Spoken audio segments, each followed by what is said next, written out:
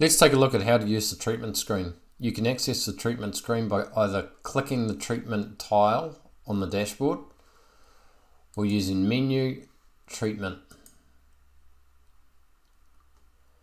This screen shows you all the animals that are in your sick group. We've got 4 to treat, 8 in withhold, and 7 returning to vet today.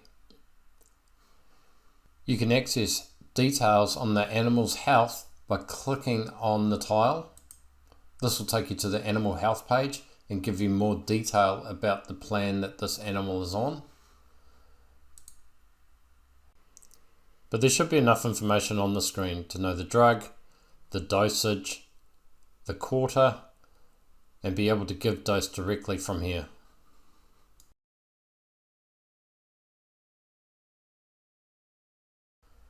If an animal's in withheld, again, if you want to look up more information about that animal's health plan, just click the tile to see all the detail. If the animal is in multiple health plans, this icon will display. You'll have to click through to the detailed health page to see the details about the 2 health plans. If we click through to the animal details, we can see there are 2 treatments in progress.